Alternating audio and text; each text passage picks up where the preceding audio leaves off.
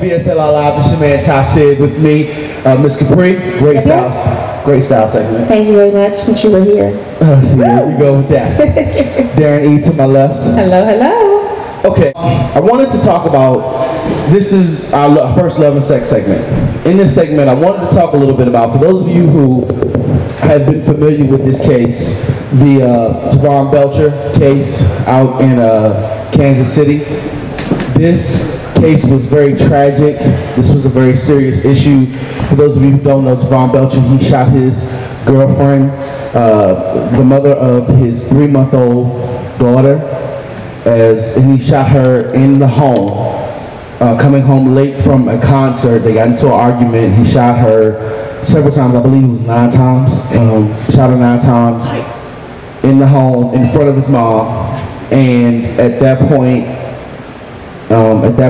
he went to the facility where he works, Kansas City Chiefs. He's a pro football. He was a pro football player. Met with the coach Romeo Cromell and the general manager of the team. Told them thank you for, because he was an undrafted free agent. If you don't know what the undrafted free agent thing is, that's simply he wasn't picked up in the NFL draft all 7 rounds. He had to come in as a person to try out and be on the team. So he thanked them for giving him an opportunity, and he shot himself in the parking lot of the Kansas City Chiefs facility. Very sad situation. You can see so many details if you just Google it, or if you go to the Kansas City Star and just take a look at all these things.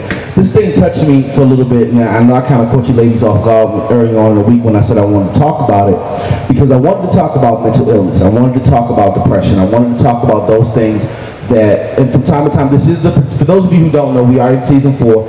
This is the Protect the Generation movement, and protecting the generation not only means safe sex, not only means abstinence, not only means that, it means protecting a generation. And I honestly believe in the midst of this crime being committed, this little girl was not protected. Right. You know what I mean? So for me, the Protect the Generation movement means so much more than just strapping up and wearing a condom. The simple way to explain Protect the Generation and the movement is one word: awareness. Awareness. I agree. I agree with that. That's deep, deep. It's just awareness of anything. I mean, and you'll see in the coming up later in the season and next year that we're going to be doing a lot more of serious topics like this. We like to have a lot of fun, but we like to educate our listeners as well. Right. And mental illness, as Tye said, is something that we really don't talk about a lot as a people of color. Right. I think that's a stigma. I think honestly there's a stigma in people of color because you hear so many, and let's just be 100% honest, we hear a lot of people we see a lot of white people, a lot of people in the Caucasian community, or people of lighter skin that have means and whatever, they go to therapists, they go to psychoanalysts, they go to mental health clinicians and stuff like that, and they think therapy is a good thing. But what we do as people of color, and we do as minorities, we think it's okay to go to our pastor, right? Right. Now the R in BSLR is for religion, and we'll touch on that at a whole nother issue, because we actually did a series on BSLR1.com where we talked about religion based upon is a pastor qualified to talk to you about mental health illnesses when they haven't been educated in that field? It's that simple now. I mean, but a lot of times that's what people of color or people in the minority community tend to do. We tend to go to our pastor. We tend to go to someone who is unqualified to talk to us about mental health issues. You can't go seek therapy because your family, your friends will clown you. Or they say, we don't do that. You know what I'm saying? Ain't nothing really wrong with you, girl. You just need to get up and move. Right. And then the pastor, all they're going to do is pray with you.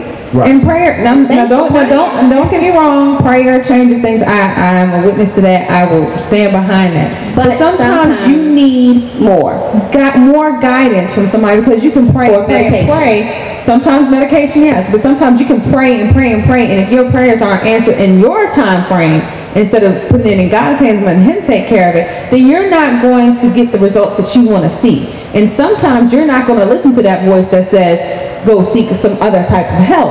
Right. So the thing is, though, is that when we're talking about this mental health thing, we're talking about the stigmas. Some of the things that I wanted to really touch on more or less in this segment is some of the identifiers some of the preventive measures that can be taken. And you guys can always go to webmd.com. You guys can also Google it. You can do whatever means necessary. Go to your health insurance providers, because the first thing that you need to do is find out who they recommend and all types of stuff. But I want to point out some identifiers, because in relationships, a lot of times we say this myth. We say, and I've been guilty of saying it as well, my woman is my refuge.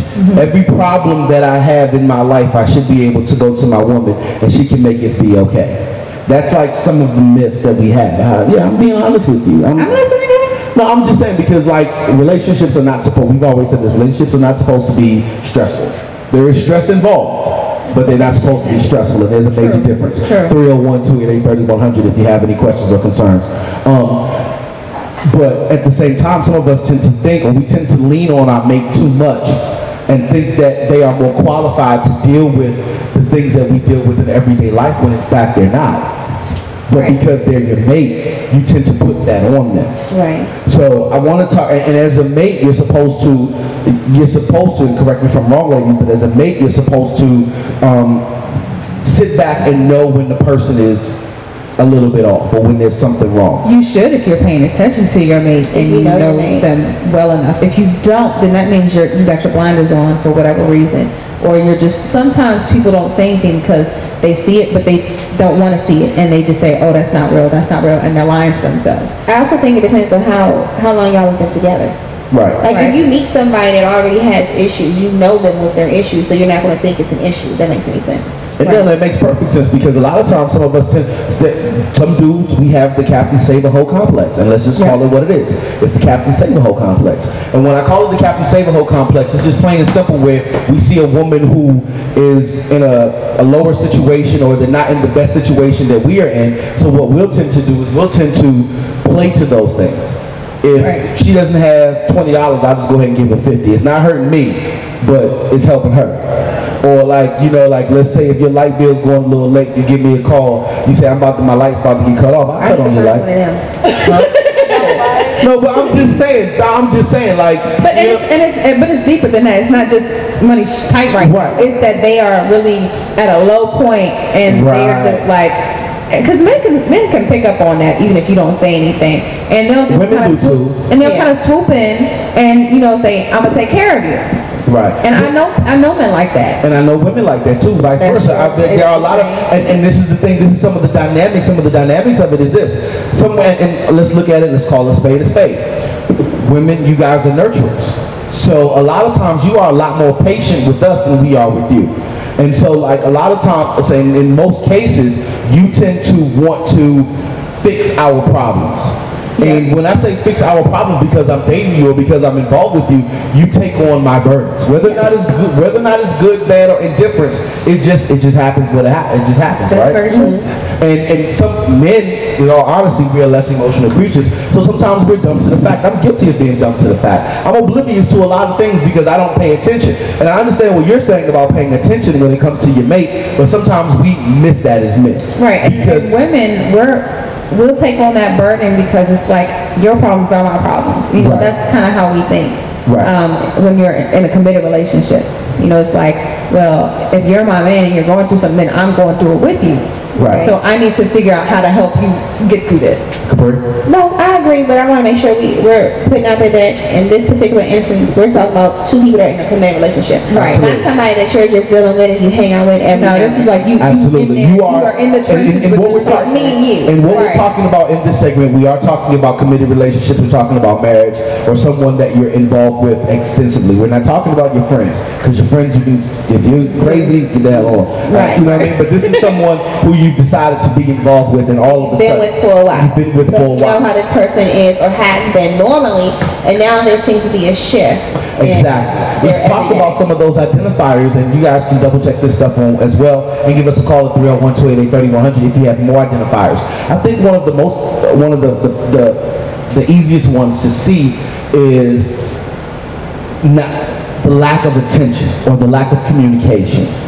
I think that's like the most obvious one that you see. So because they become withdrawn. Yeah, they become withdrawn. Like, because you're used to it every day. Every day you're used to talking to your mate 2 or 3 times a day. You're used to seeing them every night. Or if you guys live together, you're used to when they come home, When they used to come home and all that other stuff, they used to hold a conversation with you, things like that.